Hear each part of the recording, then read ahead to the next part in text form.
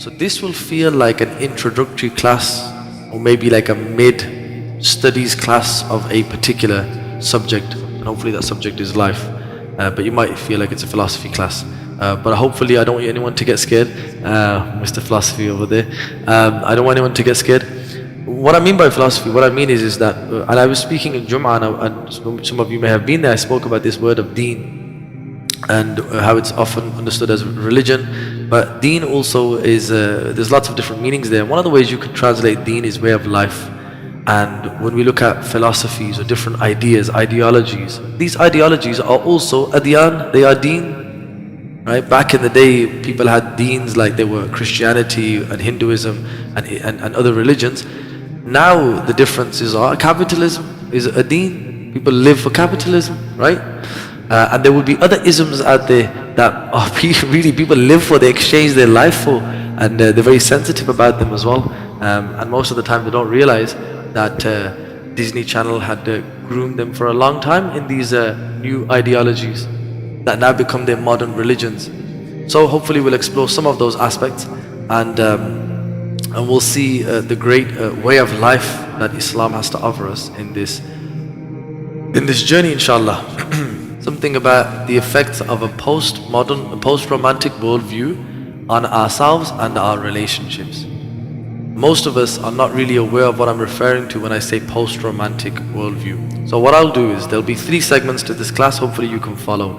Well done on a pen and paper, it's important. You know, I travel the world a lot, so I go to different places, and naturally many security agencies listen very intently to what I say. Luckily, I don't think they see me as much of a threat. But anyway, they have a pen and pad and they record everything that I say, right? And that's why they run the world, right? Because we left our pens and pads at home, but not you guys, mashallah, because you guys have your mobile phones and you'll be making notes, alhamdulillah, right? Yeah, I mean, uncle, not you, you're okay, right? No, you're, oh, mashallah, uncle's ready, huh? Mashallah. But I want you guys to take, at least let this be an introduction to making these notes for yourself, so that you can do follow-ups. There'll be maybe an odd book that I'll reference, but I want you to take really knowledge and this journey seriously, because when I believe that once we cover this class or this session, you'll realize that it's actually a very, very important subject. Anyway, so we're a little bit short on time already, and I wanted to finish it by Maghrib time, so Bismillah. Let's bring in that barakah, inshallah. Okay, so there will be three sections to this. One, I'm going to speak about really a bit of history, okay, and how the context of where we're living in, and then some of the crisis in which we have as the effect of this ideology. So we'll talk about where this ideology came from, the effect of this ideology, and then hopefully towards the end we'll look at what Islam can do in offering us that balance. However, one of the beauties of understanding when you study anything, it's very important to understand that if you can understand the extremes of any concept, you automatically will put yourself in a place of moderation and therefore safety.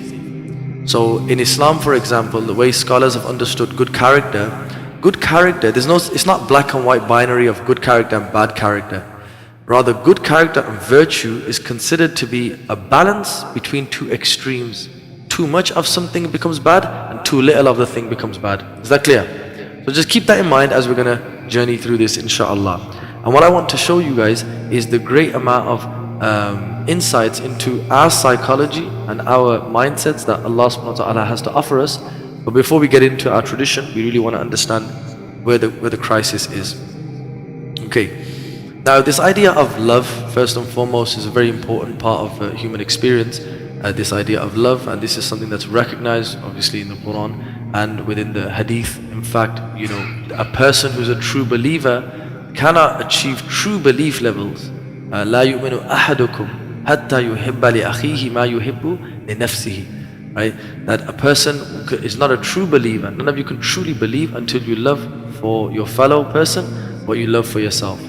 And this is indicative of really what it means to achieve Iman. But before we get into that, and there's lots of course, different variations, the Prophet ﷺ had also mentioned to us that love your beloved moderately. Love with a balance.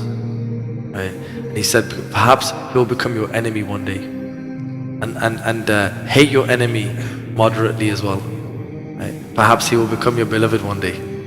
So it's an important aspect to understand this idea of balance first and foremost, because if you're not balanced in love, it's going to be a problem, isn't it? Yeah. And if you're not balanced in hate, then it's also going to be a problem. You don't want to be too emotional when navigating your emotions. How scary would that be? Anyway, so let's look at the understanding of ideologies first and foremost. Historically, as scholars never shied away with dealing with ideologies. Okay, what we would do is we would look at an ideology. We would look at the foundations of the ideology first and foremost, the usul, the foundations of it. Then we would look at the effects of it, and that would give us a nice, secure way of dealing with that particular ideology. So these are just ways in which an ism is indicative of a set of rules which define a particular type of a way of thinking, for example. Right, so it's a science with the ism part blocks you within that, so that becomes the frame in which you perceive and navigate. So any of these isms, Stoicism, capitalism, feminism, all of them, you can look at all of these and immediately the scholars don't become like emotional people in responding to this. We're not going to be, oh, that's nonsense, that's not. We just say, okay, cool, present the idea, let's look at the foundations of it, look at the conclusion. Is the foundations in line with that tradition, and does the conclusion, is it in line with that tradition? Most of the time with isms, it's not the case. Right? Just generally as a don't become too attached to your isms. Got that? Most of the isms, because we have an ism, it's called Islamism, right? It's called Islam. We already have a set that we're within, but you can easily do that, all right? And unfortunately, we've fallen into a way that because we don't have those foundations anymore, we take a very emotional response to a lot of these things. So when it comes to TikTok and all these other types of things out there, it's important to really understand where these things are coming from and its effects. We also have then, therefore, due to this insecure nature of knowledge, Muslims have then become overly emotional and overly insecure when dealing with things. And so what happens is, if you ask people now, if you ask Muslims what are Islamic subjects, they probably can't get more than 5. Right? They'll say Tajweed, Seerah, Aqidah, Fiqh. Right? Maybe there's 1 or 2 others out there, yeah? And what about maths? Maths an Islamic subject, it's medicine an Islamic subject, right? So we also start to see that and understanding ideologies was also part of our the way in which we studied. So the same. So you can't deal with like an ideology with fiqh, right? You can't deal with an ideology with fiqh because the ideology needs to be engaged. Like how can an idea be? How could you pass like a legal judgment? Practical navigation. That's what legal judgments are. How could you pass that on TikTok? Right? Like, what part of TikTok, if you were to say it's haram, how is it haram? You have to qualify that. You can't just say, capitalism is haram, feminism is haram, something like that. So we have to have a greater way in which we navigate this. So one of the other things you have to really understand, to understand the landscape of the world we live in, is you have to understand the history of formation of knowledge. So I'm going to take it back a little bit. So this is the bit now, the intro is kind of done, so let's get into the history. So a long time ago, around the 16th century, when the church and Christianity failed most of the modern world, what did they do as a response to that? The separation of the church and state, which is known as secularism or secularization, right? So this idea of separation of the church and state. What happened when they did that was all the truths that the church offered them, now that the church is gone, they had to now rediscover a lot of these truths, existential truths. Where are we? Where did we come from? Where are we going? Who are we? Right? So this led to what was initially first this skepticism that began. The skepticism created a very scared way of seeing things and worried way of seeing things first and foremost. Try to keep a tab of these because I'm going to bring them back into how they affect your relationship with Julie. Alright, so skepticism, alright, first and foremost. Yeah. So then what happened was once the skepticism came about, the human being asked itself, what can I depend on? Am I a soul? Was there evidence for a soul? Not really.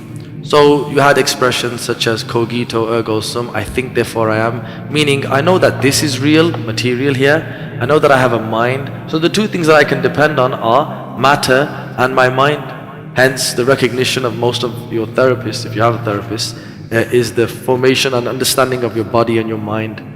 But your therapist doesn't really care about your soul, and the framing that they trained in doesn't consider your soul. I'm not saying leave therapy, by the way.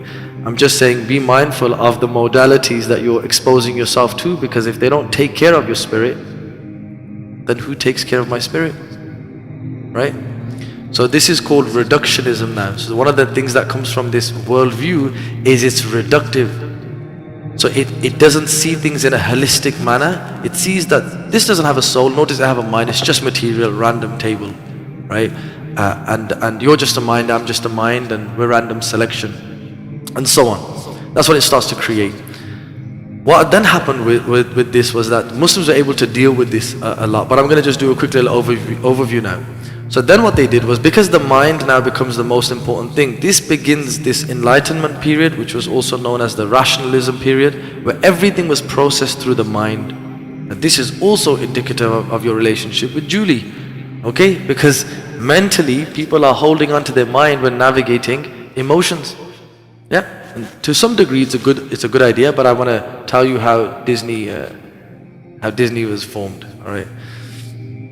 So this emphasis on the mind led for the supremacy of the mind, okay?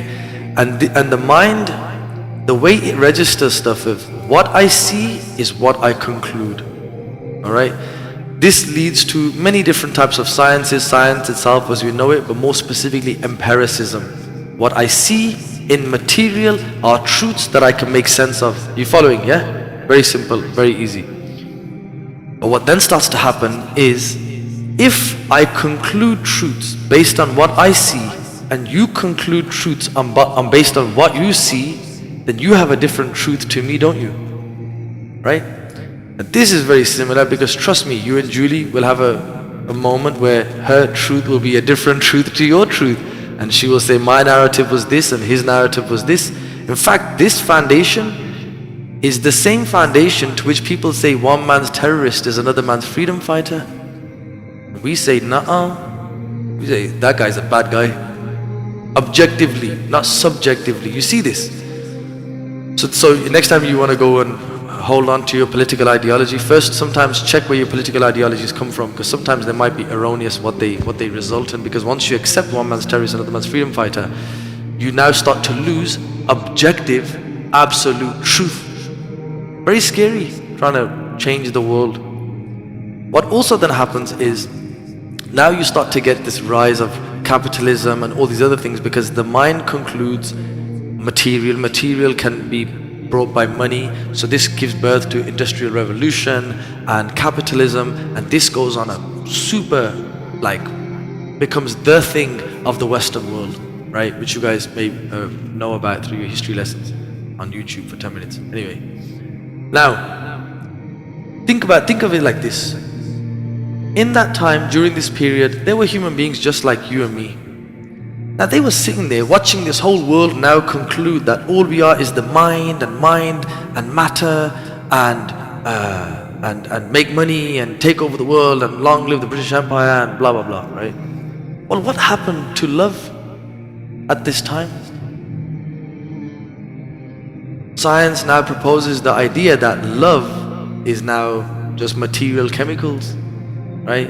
One of my favorite things to do when speaking to a person who's a non-Muslim, put your hand on their shoulder, especially if you're the same gender. Put the hand on their shoulder, look at them with a smolder, and you say, "Really, is your love just chemical reactions?" And boom, they're just like, "La ilaha illallah," because they can't accept that. The human being cannot accept that this is all we are, because you cannot justify your ruh to just be material and cognitive phenomena.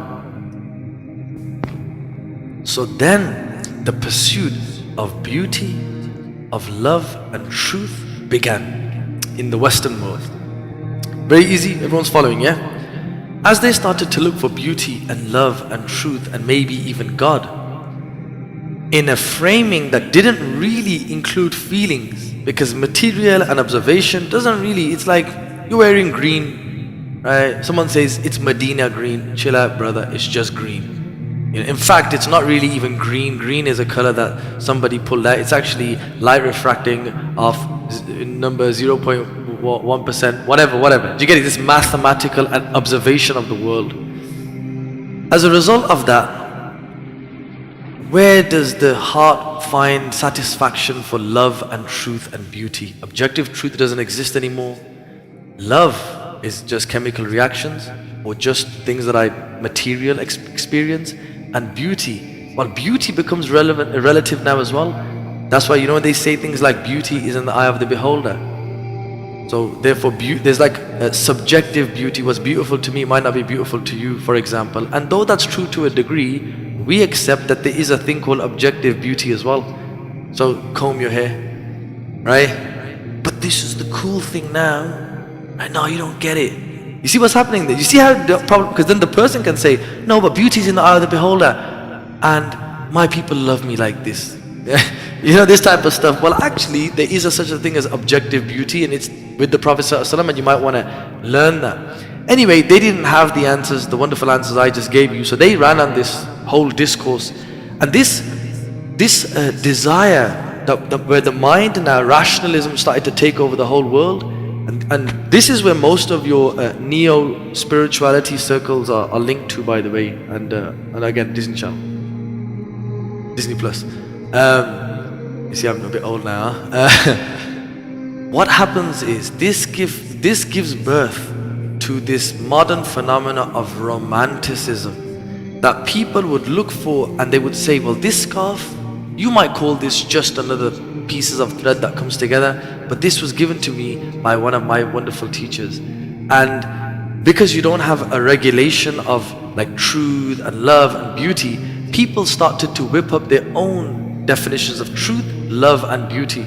So what you started to get was, you started to get these where you were having these material and hedonistic pursuits, there was also now a desire for love and beauty and truth in the material related phenomena. So how can I find happiness? You see, maths doesn't tell you happiness, does it? Beauty, love, truth does. So when I look at what makes me happy in a world that's related to material, my highest expression of happiness will be what? Material. And in a framing where God is not in the picture anymore, when you take out God out of the picture, who's the new God? Yeah, yourself. You become the God itself. Like, astaghfirullah, like this is what starts to happen. They have these modern shrines, digital modern shrines. Have you seen them? It's called the Instagram profile. I've got one too. Anyway, subhanallah, just beautify your own shrine. A'udhu billah. So self-worship, these are modern forms of self-worship, unfortunately. Anyway, so what happens is, as this human being is now looking for truth and beauty and love in a world that's related to material, and I'm the one who has to be served. Therefore, the conclusion is, the most material that I can get will result in the more happiness that I can have. So mathematical searches for transcendental truths are limited by material. More tables, get another table, get 2 more tables, finally tables. This kind of a road starts to appear.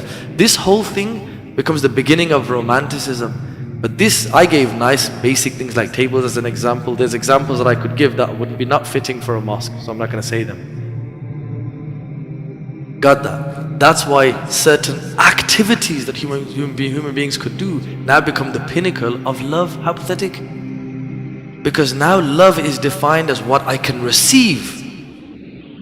Got that? So what can I receive? Now does that remind you of relationship with Julie? Right? Everybody's just in it for themselves. Whereas a traditional expression of love, Ismail alayhi salam, Ibrahim alayhi salam, sacrifice. Sacrifice? That's not good for my boundaries. Right? No, but if it's at the cost of myself, I must take care of. You see what's happened here?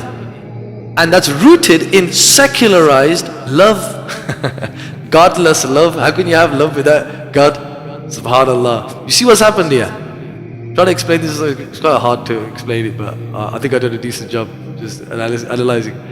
So the secular worldview now promotes self-gratification, the ultimate goal, replacing the spiritual desire of love, or the spiritual love. This manifests in many other things. This starts to manifest. So once this idea starts, where do you think it goes? Where do you think this idea of love goes?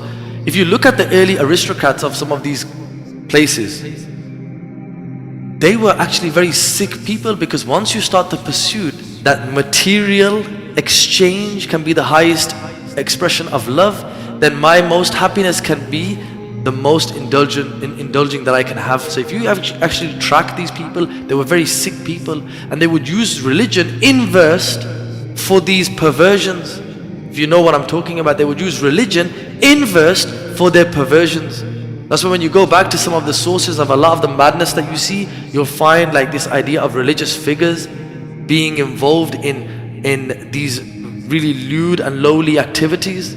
You're following what I'm saying, yeah? This has a massive cultural implication, because these people now start to become people that define really what now is love. So where before they would speak about Layla and Majnun, representations of that if that's the love of a human for a human, then what is that of the love of a human being for Allah subhanahu wa ta'ala? That's what it originally was, poetry and even music. Now it was a whole different ball game. It was gratification, and just get as many toys as you can and have as much fun as you can. This translated all into media. That's why every person, especially in the 60s, but if you go back earlier, you can go to the late 1800s, early 1900s, and so on, and you will find that these ideas were the same people bringing in more sick and perverted ideas. And a lot of these movements that were taking place, you had so much standardized bad behavior. I'm really using soft terms here because I'm in a mosque.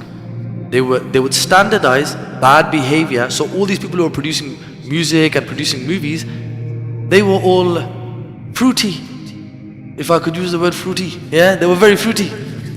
And unfortunately, but what I mean, I don't mean to say that lightly. What I mean is that these people were involved in endless haram. And this endless haram is the ideas in which they created many of these cartoons and movies, and many people grew up on. And Bollywood would be a very much an extension of this. So where people found the stories of Allah and the Anbiya, and even like Jesus and whatever religions, and all these things, now they were replaced with these new figures of these new characters of love, representing love. So now we ask ourselves, how much did our movies impact our understanding of love? And I'll show you something really interesting. This is why I'll give you two phenomena that you're all familiar with. This is why everybody's a narcissist. They ain't ready for this, are they? I think I need some water as well. Huh?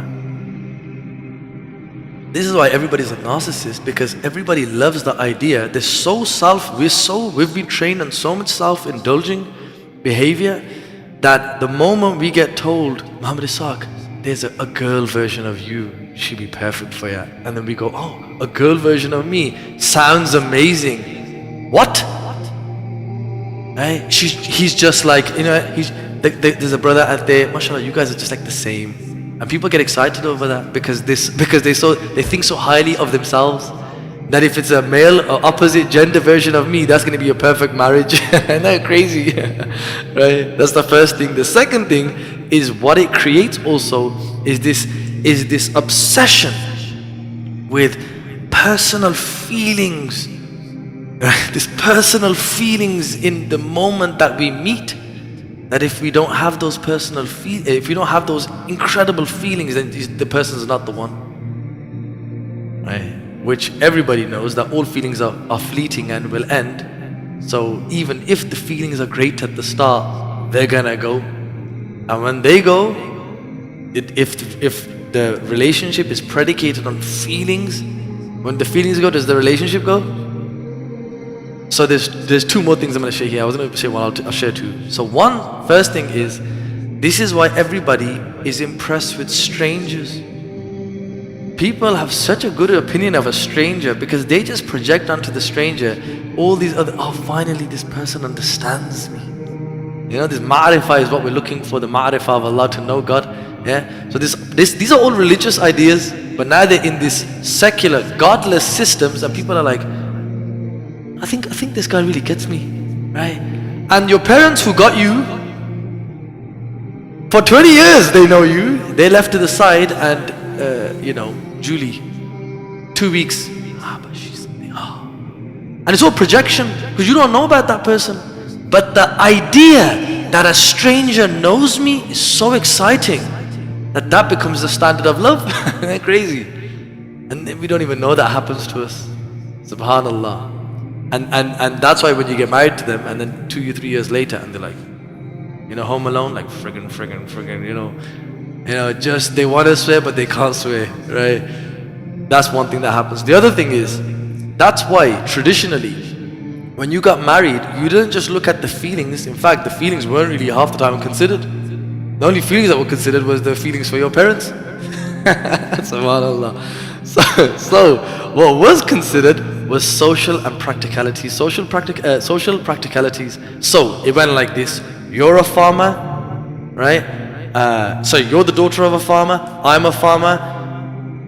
You're used to manure as a smile in life. We're gonna reduce 80% of the problems that we're gonna have practically. So let's get married.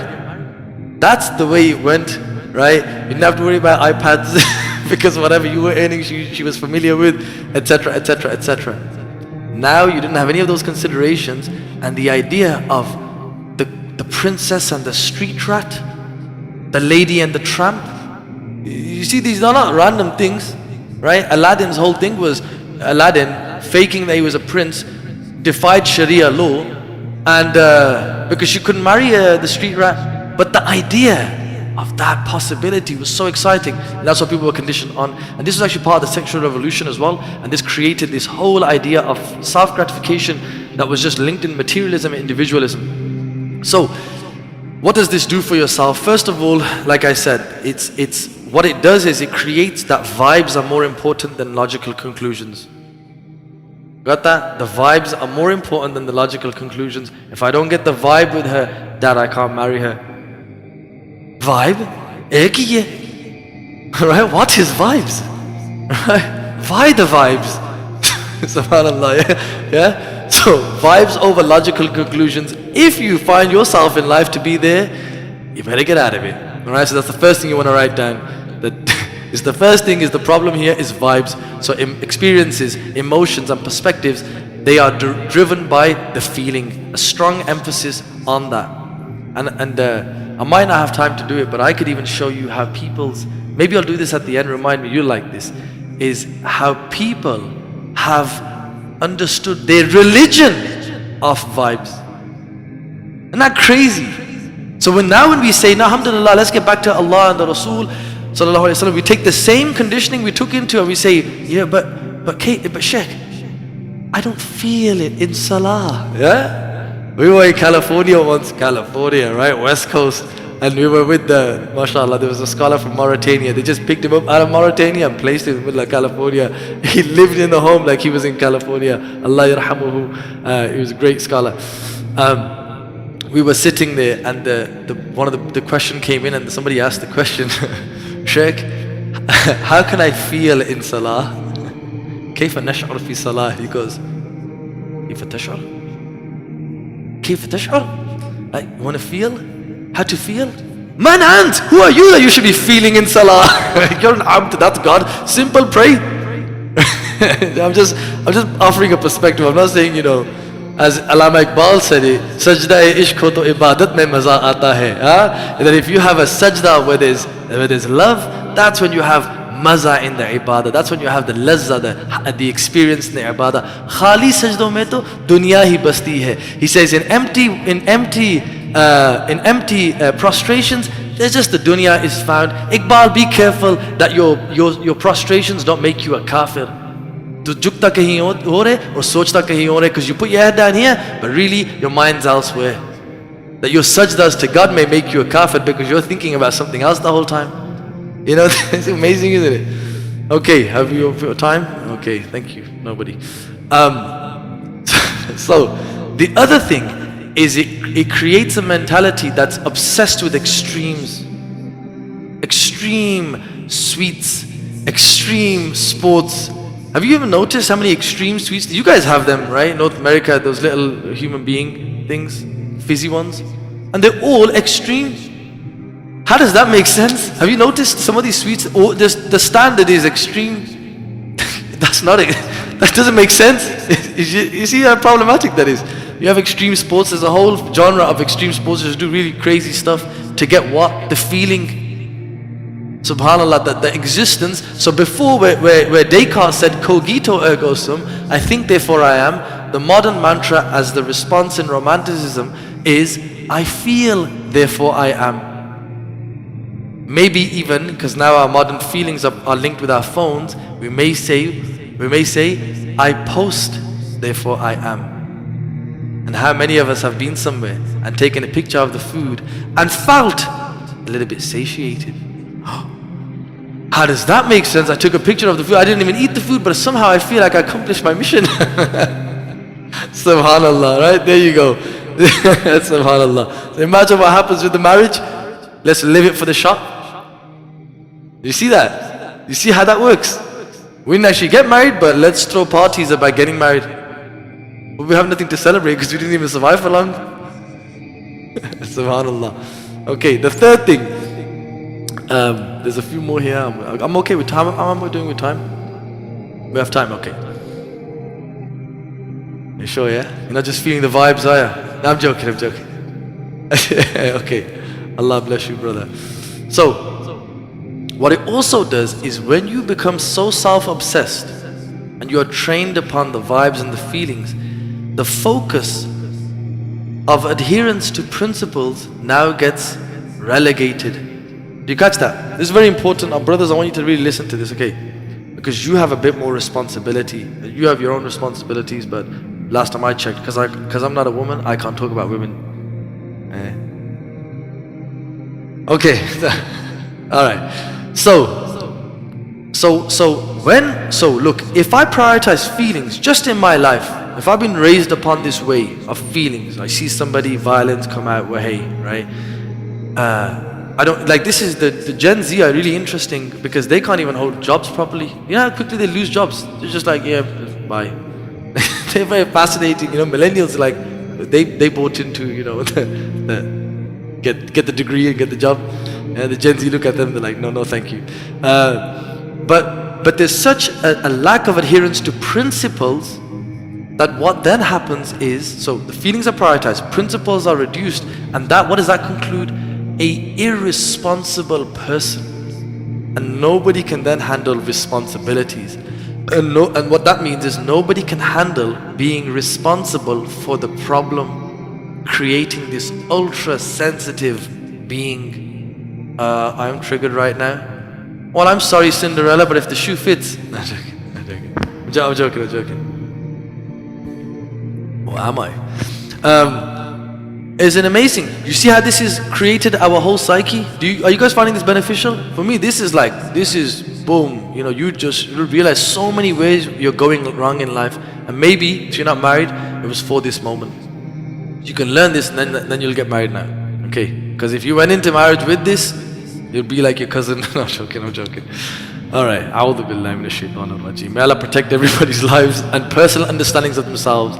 But subhanallah, what it then concludes is, as you look in the mirror and you ask yourself, am I feeling myself today? Isn't that crazy? These ideas, am I feeling the source today? And these become metrics and measurements for just life, how you carry yourself, subhanallah.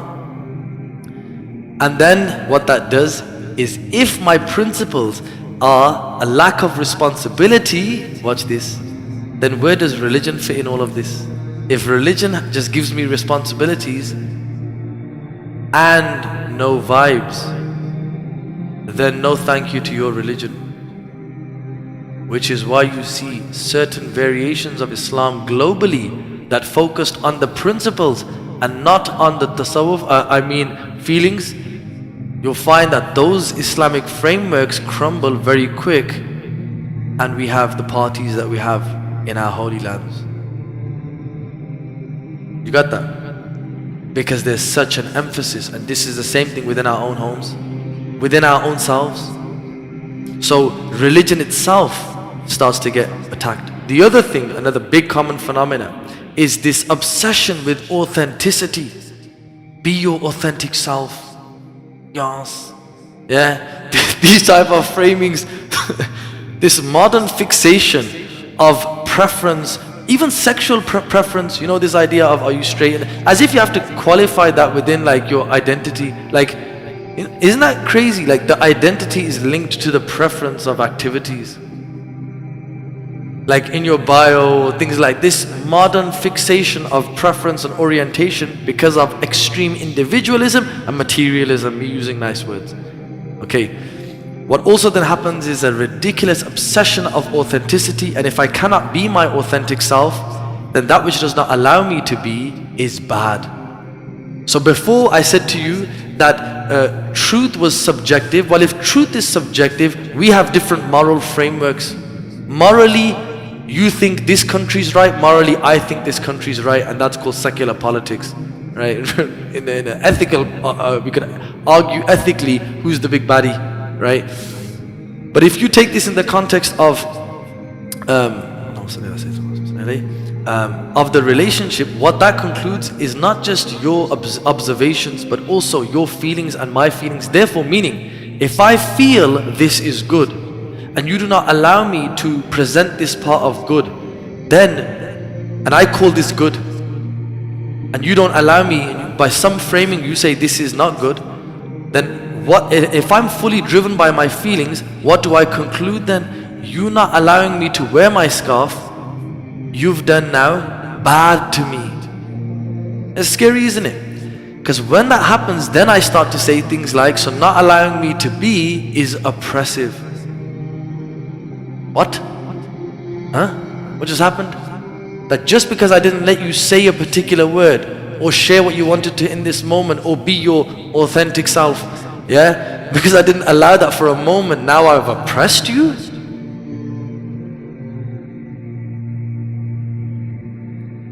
This is the philosophical foundations of batil, nonsense, okay, falsehood, and romantic ideals. I think we're 5 minutes left, is it? Yeah, I think it's 5 minutes. 10 minutes. I need to be principled with this, brothers. 10 minutes, okay, I need to be, stay with me, give me the 5-minute signal as well, because I don't want to just go off the vibes, and we're having a good time. Which is also important then, because if you're going to do da'wah, if your da'wah doesn't include vibes, people won't like it. You got that, yeah? That's why we got a media team here. To feed TikTok with this, so the animal farm can create more, okay, let's move on. And I'm not joking when I say these references, I just say it with a slight smile so you feel kind of happy, but I know you want to cry, so do I. So then what? So then this obsession that if I can be my authentic self in a relationship and I can be all of me with my flaws, but you don't have anything to say about it, then that's a good thing. And if you say anything about my flaws, then you have oppressed me and I'm leaving. What? And that's scary. May Allah save us from the madness of these extreme Dajjalic worldviews. Okay, and I'm not going to be speaking too much about Dajjal today, but as a nutshell, remember Dajjal, he will show you water as fire and fire as water. So his whole gig is flipping and inverting truths. He wants to invert truth. So you follow falsehood as if it's a truth and stay away from and look at truth as falsehood. That's what he wants to do. He wants men to be women and women to be men. He wants to just invert. If you can invert that thing, that's good enough. He doesn't say to join me and let's take over the world with our one-eyed caps. No, what he wants to do is he wants to invert principles. So the guys are like, hold me. And she's like, yeah, all right, I'll hold you. What? Just after she does her deadlifts. Yeah, I'm going to be done at 8 o'clock. After work, I'll go do my deadlifts and then I'll come pick you up. And he's like, oh, subhanallah. A'udhu billahi minash shaitan. This is why you got to read Surah Kahf on Fridays to save you from this. Again, I'm not against deadlifts, people. If you hardcore training, you got your Instagram page, you got more than 5K, just stick with it. If you got less than 5K, give up. Now joking. All right. All right. I'm just keeping it light. Please don't take offense. I know I'm navigating very dangerous, sensitive waters. And then modern influences getting navigated. So that's the last bit here. Is avoiding, just generally just avoid extreme perspectives, right? So the hadith that we mentioned, well, the first that we mentioned was to keep the balance. The second one is, the Prophet ﷺ said, the best of you are those who are best to their families, right? What best to families means doesn't mean that she is always happy, because she will never be happy. Nobody will be happy. Being best to somebody is not defined by vibes. Being best to somebody is not defined by feelings. Is that clear, everybody? Can we just help the whole world with this thing alone? This helps a lot of people. Just because you don't feel good doesn't mean the person's bad. Are we okay with that, everybody? Yeah, do you see how powerful this is? This is a game changer for people, because brother, people are making all sorts of decisions simply because they feel that they are not feeling the way they want to feel. Hey, just deep that for a second. So taking a balanced approach, right? Focusing on principles that take care of feelings, but give yourself to the principle, not the metric of the other's feelings, because if you live for anybody's feelings, you will go crazy. Yes or no? Because the heart of the other person changes. The Prophet ﷺ said the heart of a believer, the heart of the insan boils over like a boiling pot, constantly boiling, just constantly changes. Because they're huduth, they're temporal creatures. Temporality means change.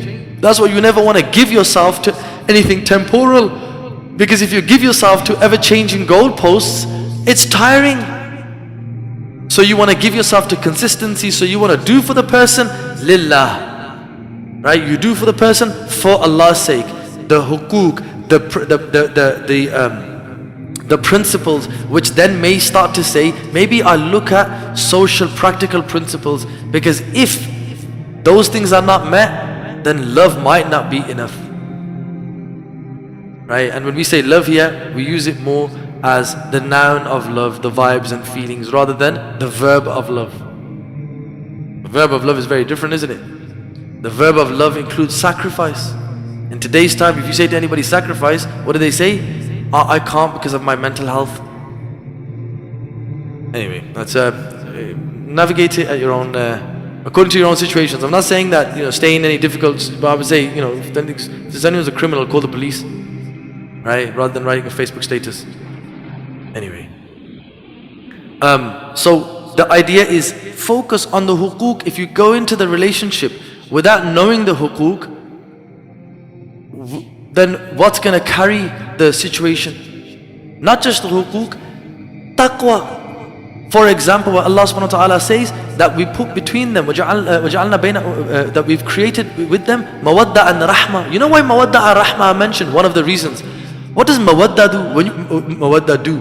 Mawadda does is when you like somebody, you start to elevate them and project onto them all this wonderful stuff. That's called the first 2 years of marriage.